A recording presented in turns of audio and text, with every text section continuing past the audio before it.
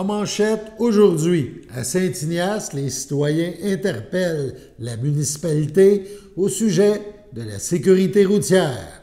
Bonjour à tous et bienvenue à votre bulletin d'information diffusé sur les ondes de CTRB, votre télévision locale et régionale, en ce 13 août 2025.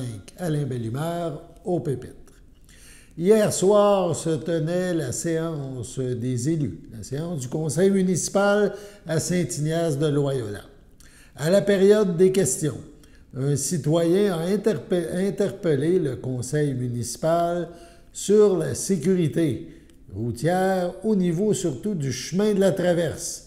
Chemin, évidemment, qui donne accès au service de traversier Saint-Ignace-Sorel-Tracy.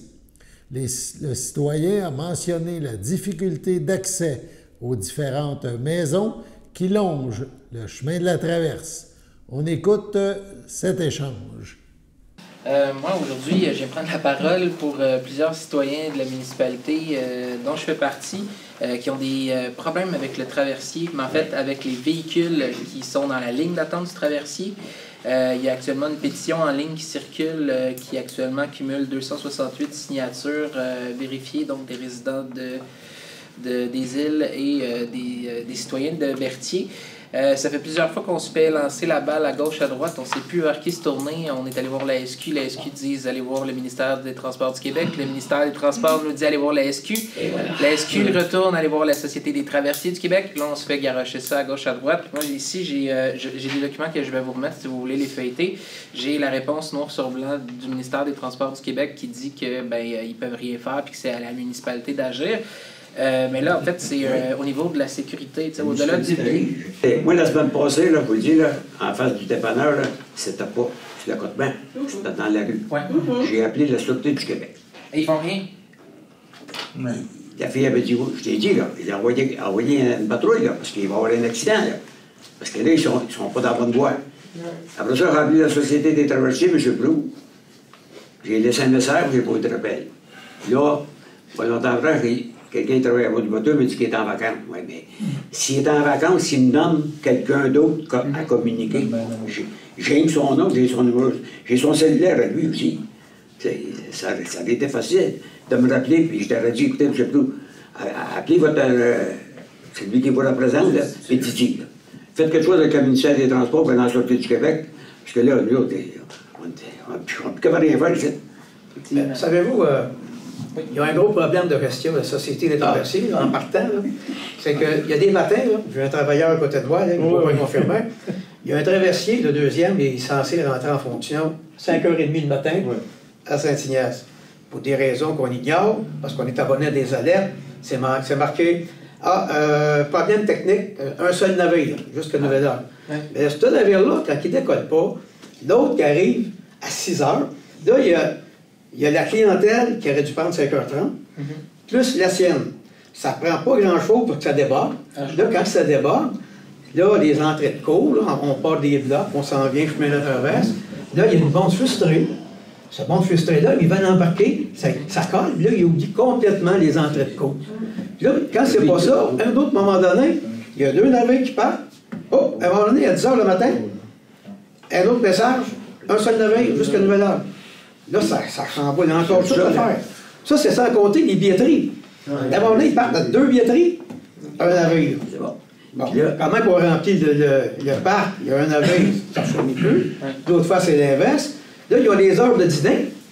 Quand il y a les heures de dîner, à 11h30, jusqu'à 14h, il y a une billetterie. C'est correct pour les personnes qui ont une période de repos, mais ces périodes-là, ces gens-là ne sont pas remplacés. Encore là, c'est pas long. Ça déboule. C'est toutes sortes de frustrations que les gens ont, puis que malheureusement, la société n'est pas capable de gérer.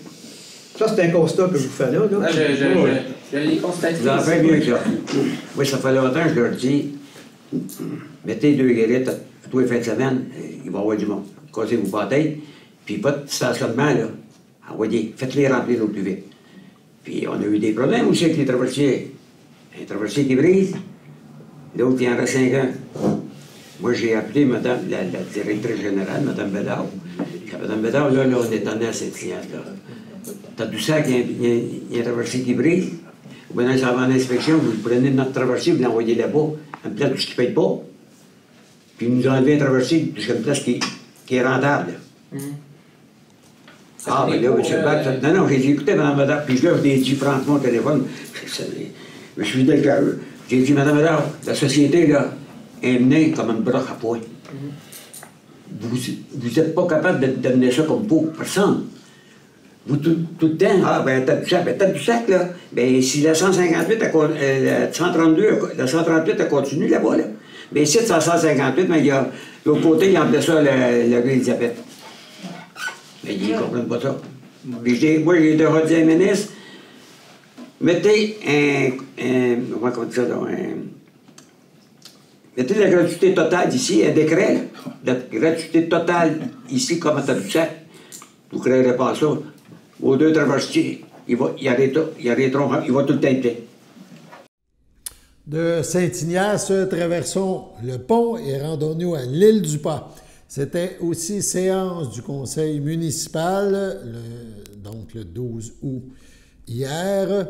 Plusieurs sujets ont été abordés. Parmi ces sujets, il y a question au niveau des travaux publics. Il y a eu l'octroi d'un important contrat, le déneigement des chemins d'hiver pour 2025-26, 2026-27, 2027-28 et 2028-29. Également l'embauche d'employés occasionnels. On écoute un extrait de cette séance. 6 travaux publics, 6.1, octroi de contrat de déneigement des chemins d'hiver pour les saisons 2025-2026, 2026-2027, 2027-2028 et 2028-2029. Considérant l'appel d'offres a été publié sur SEAO le 7 juillet 2025 sous le numéro de référence SEAO 200822215, considérant que la date limite de réception des soumissions a été fixée au mercredi 6 août 2025 à 11h59 pour être ouverte le même jour à 13h30. Considérant que la clôture de l'appel d'offres le 6 août 2025, les soumissions suivantes ont été reçues. Et comme j'ai dit tantôt, terrassement Barry pour un montant de 509 696 pour les 4 années et les entreprises Berthier de 365 535 et 2 pour les 4 années. Considérant, après étude et vérification des documents reçus, les deux soumissionnaires ont déposé leur soumission.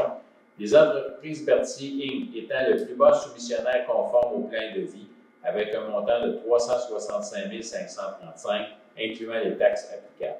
Par ces motifs, les propositeurs appuyés par et résolus d'octroyer le contrat de déneigement des chemins d'hiver pour ces 4 années-là aux entreprises Berthier, qui est le plus bas soumissionnaire conforme, au montant de 365 535 et 2, et d'autoriser la directrice générale et greffière trésorière à signer tous les documents pour et au nom de la municipalité d'habitation de l'Utupa afin de donner application à la présente résolution. Qui est-ce qui fait la proposition? M. François Brinville propose. Est-ce que quelqu'un seconde, Mme Maryse Courchaine? Seconde. Est-ce que c'est unanime? Oui. Merci beaucoup. Dossier réglé et déneigement pour 4 ans. 6.2, embauche d'employés occasionnels. Considérant le besoin de recruter des travailleurs supplémentaires au service des travaux publics sur une base occasionnelle, considérant les recommandations de M. Jacques-Émile Cardin, responsable des travaux publics, considérant que M. Daniel Chêne, M. Denis Valiquette et M. Sylvain Boucher se tiennent prêts à réaliser des tâches pour la municipalité et désirent être intégrés à notre liste des travailleurs disponibles sur demande, en conséquence, les propositeurs appuient résolu d'autoriser l'ajout de M. Daniel Chêne, M. Denis Valiquette et M. Sylvain Boucher à notre liste de contacts disponibles sur demande. Le tarif horaire s'élève à 26$ l'heure, tous les bénéfices sociaux compris. Et de donner au maire, M. Lingoyette, la directrice générale et greffière trésorière, l'autorisation de signer des ententes avec chacun d'eux. Est-ce que vous avez une déclaration? Oui, on va retirer du code considérant et bien parenté avec l'employé. Parfait. C'est noté. Oui, monsieur. Parfait. Pour les autres, est-ce que quelqu'un veut proposer? Oui, OK, Jacinthe Brinville propose. Est-ce que Maryse Courchaine seconde? Est-ce que c'est unanime? Oui. Merci. Autre sujet traité à l'île du Pas, c'est au niveau loisirs et culture. Donc, Maison de la famille aux 80, c'est à Berthierville. Il y a une demande de soutien financier pour l'organisation de l'événement Noël au centre-ville de Berthierville. Les élus de l'île du Pas ont répondu à cette demande. Point 10, loisirs et culture. 10.1. Maison de la famille aux 4 vents, demande de soutien financier pour l'organisation de l'événement Noël au centre-ville de Berthierville. Considérant une communication reçue de la Maison de la famille aux 4 vents, requérant un soutien financier de la part de la municipalité pour l'organisation de la 4e édition de Noël au centre-ville de Berthierville, considérant que pour toutes les familles du territoire, cette fête se veut rassembleuse, festive et transmettre la vraie valeur de Noël, soit le bonheur d'être ensemble, il est proposé par, appuyé par et résolu d'autoriser une contribution financière de 150$ afin de soutenir la Maison de la famille aux 80 dans l'organisation de la 4e édition de Noël au centre-ville de Berthierville, et que cette contribution soit imputée au poste budgétaire 02 701 90 970. Est-ce que quelqu'un a fait la proposition? M. Serge Couchet propose. M. et Mme Maryse Courchain. Mme Maryse Courchain, une seconde. Mme Courchain, une seconde. Est-ce que c'est unanime? Oui. Merci. Autre nouvelle, cette fois, au niveau culturel, on rappelle les jeudis 5 à 7 au Cénacle. C'est à la chapelle des Culs-de-Berre, donc organisé par la Corporation du patrimoine de Berthier. Donc, ce jeudi, lors du 5 à 7, en vedette, sous le Cénacle, Claudel Callender et Valérie Walker. Jeudi, donc, 14 août, Chapelle des Culs-de-Berre, et ces deux artistes nous feront entendre du Aznavour, Legrand, Léveillé, Ferland, bref, le meilleur de la chanson française. On vous invite à apporter votre lunch. Donc, vers 18h, le spectacle se mettra en branle. Si jamais Dame Nature ne collabore pas, s'il y a de la pluie, ça sera déplacé à l'église de l'île du Pas. Sur ce, on passe à la pause. Votre station de télévision de Berthierville vous invite cordialement à son bingo hebdomadaire télédiffusé tous les samedis matins dès 9h30. Depuis longtemps, les fans de CTRB se divisent le joyeux montant de 600$ chaque semaine à cette joute de bingo. N'oublions pas non plus le super bingo mensuel d'une cagnotte de 2000$ que vous pourriez vous partager chaque premier samedi du mois. Un moment de fébrilité qui pourrait devenir payant pour plusieurs d'entre vous. Pour vous procurer ces fameuses cartes de jeu, les dépositaires participants sont à Berthierville, le dépanneur Formule 1, la station-service Arnois sur le boulevard Gilles Villeneuve, le marché IGA Extra Famille Mont-d'Or sur la rue Gabrielle Brissette, le marché Métro Boucher sur la rue Notre-Dame et la pharmacie Proxime sur la rue Frontenac. À Saint-Ignace de Loyola, le dépanneur Proxy sur la rue de la Traverse, la boucherie Aldo sur le rang Saint-Michel. C'est donc un rendez-vous hebdomadaire chaque samedi matin à 9h30 sur les ondes de CTRB, votre télévision locale et régionale, celle-ci toujours en haute définition. Toute l'équipe de CTRB vous remercie de votre fidélité et vous souhaite bonne chance.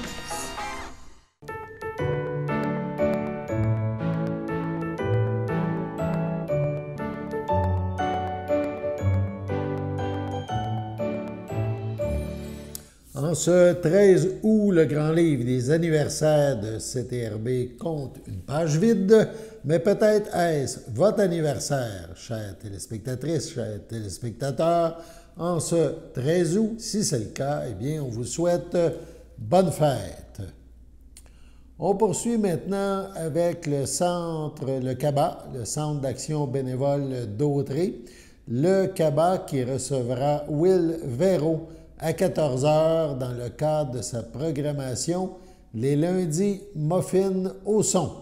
Donc, l'artiste est natif du bas du fleuve.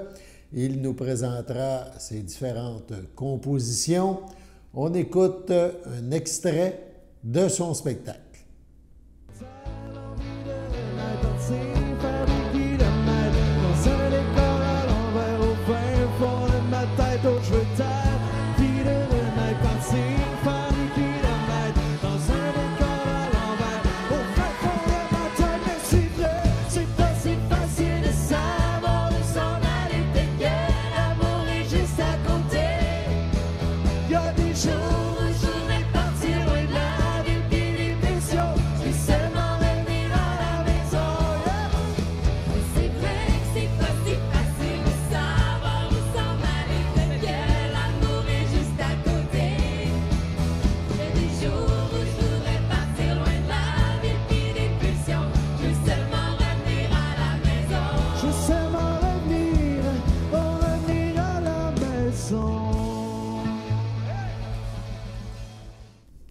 Pour assister à ce spectacle offert par le CABA, on compose le 450-836-7122. 450-836-7122.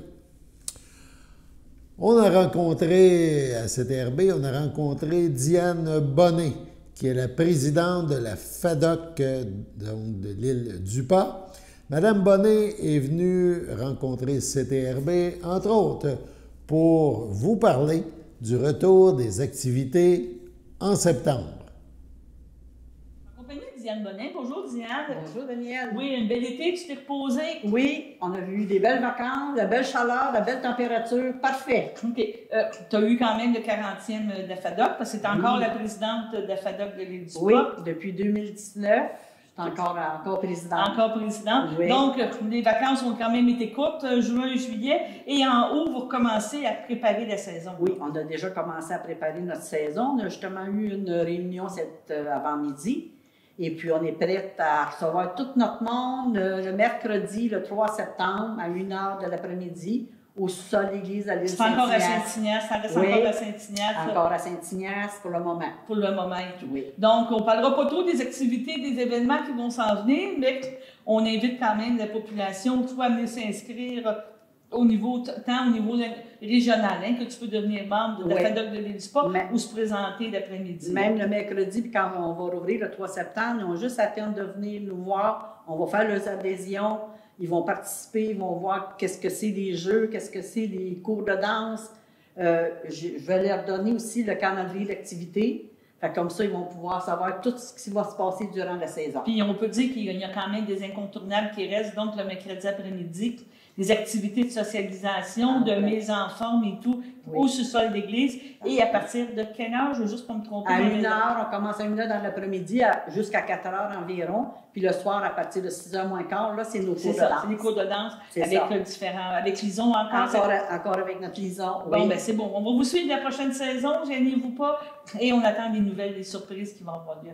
Merci beaucoup, Daniel. Merci tout le monde. On a hâte de vous voir. Le 30 juin dernier, à la suite du départ à la retraite de Nancy Lapointe, le conseil d'administration du Centre de services scolaires des Samars a nommé Julie Riopel, directrice générale intérimaire. Cette nomination reflète la grande confiance que lui accorde le conseil ainsi que la reconnaissance de sa solide expérience dans le milieu de l'éducation et de son engagement constant vers la mission de l'organisation. Mme Riopel assurera cette fonction jusqu'à la nomination officielle d'une nouvelle direction générale par le gouvernement du Québec sur recommandation du ministre de l'Éducation, conformément aux dispositions légales en vigueur. Comptant plus de 30 années d'expérience dans le réseau scolaire, Mme Riopel se distingue par son leadership mobilisateur, sa rigueur stratégique et sa profonde bienveillance. Elle place la réussite et le bien-être des élèves au cœur de ses actions et est reconnue comme une figure respectée et inspirante au sein du Centre de services scolaires.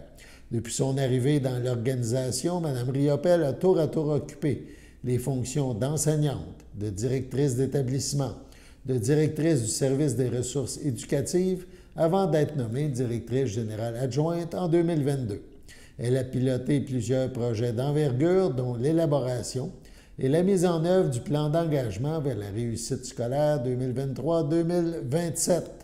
Madame Riopel, donc, a été c'est-à-dire les décideurs ont décidé, voilà, donc choisi Mme Riopel pour sa disponibilité et son engagement dans cette période de transition et lui ont offert tout son appui pour la poursuite des travaux en cours. Sur ce, on passe à la pause. Voici une plaque porte-clés des amputés de cœur. Quand vous utilisez une plaque porte-clés, vous protégez vos clés. Si vous les perdez, la personne qui les trouvera pourra appeler au numéro au dos de la plaque. Ou les déposer dans une boîte aux lettres. Puis, les amputés de guerre vous retourneront vos clés.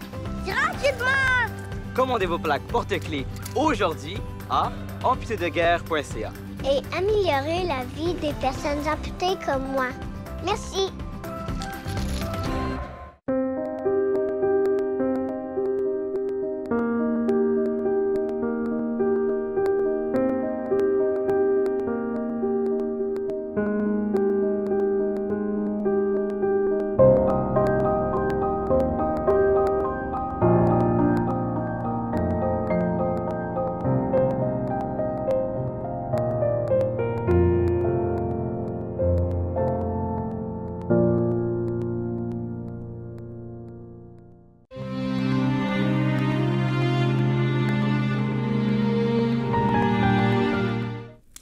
CHDL de Saint-Charles-Borromée, le 12 août dernier, à l'aube de ses 71 ans, est décédée Mme France Dubé, fille de feu Marcel Dubé, de feu Stella da Silva de Berthierville.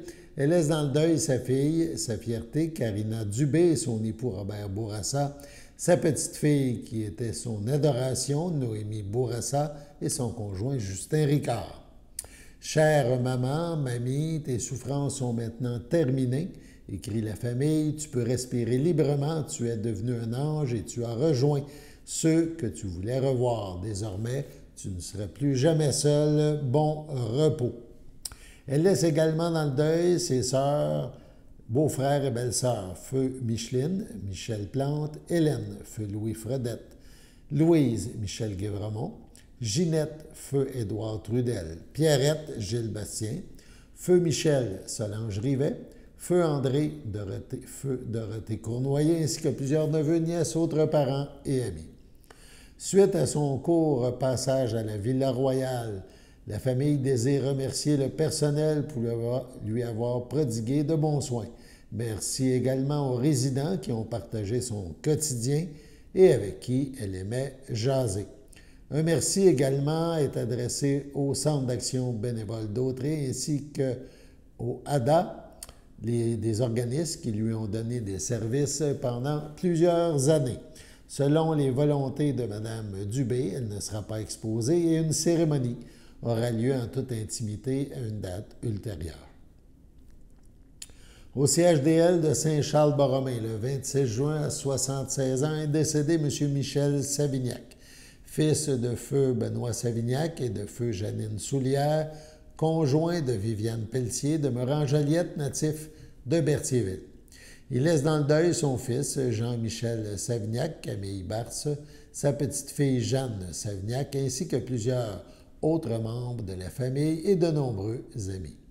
La famille vous accueillera samedi 16 août, 13h, à la chapelle du complexe funéraire F. Thériault, situé au 741 rue Notre-Dame à Berthierville. Suivra un hommage en ce même lieu à 14h30.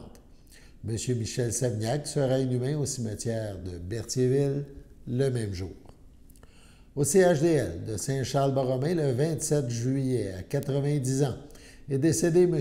Alain Gervais, époux de feu Paulette Saint-Maurice, demeurant à Berthierville, autrefois de Saint-Barthélemy.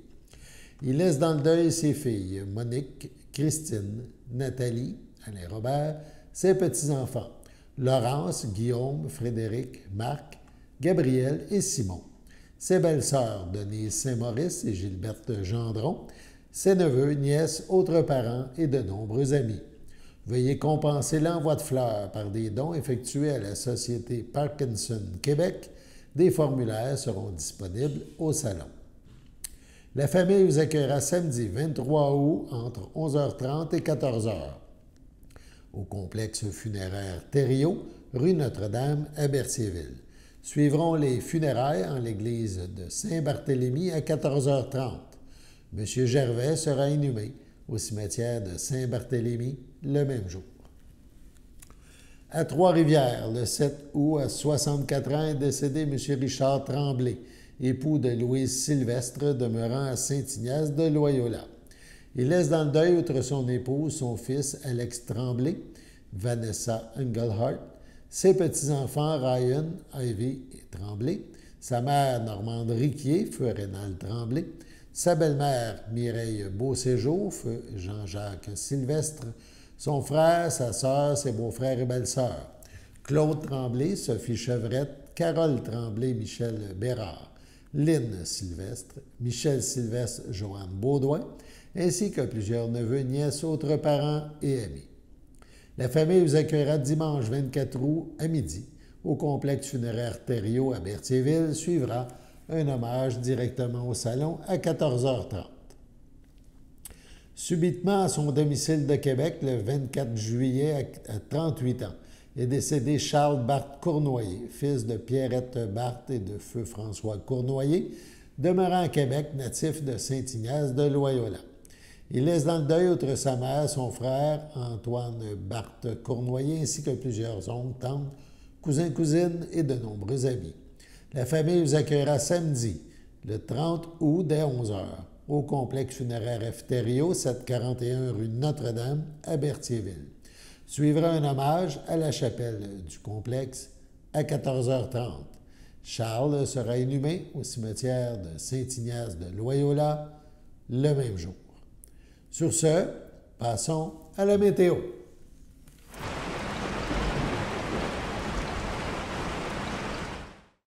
Bienvenue à votre météo avec Théo. Aujourd'hui, mercredi soir, il y aura une température de 24, un ressenti de 32 ainsi que des risques d'orage accompagnés de 1 mm de pluie.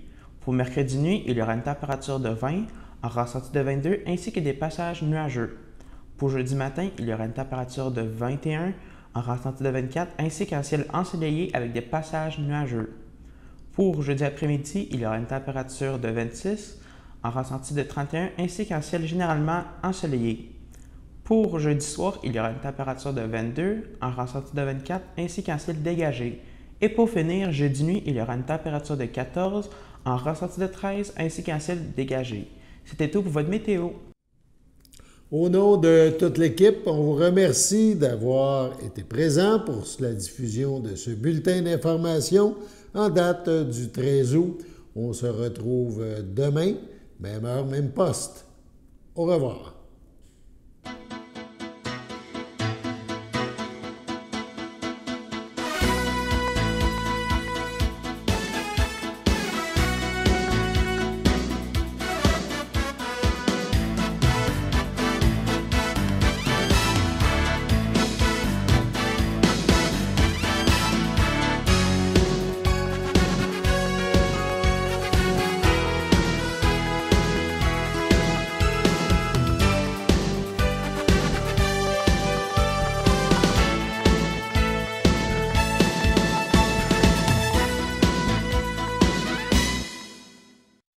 Salut tout le monde! Ici Daniel Grenier pour vous parler des télévisions communautaires autonomes. Et si ce médium n'était pas là, voici à quoi ressemblerait mon message.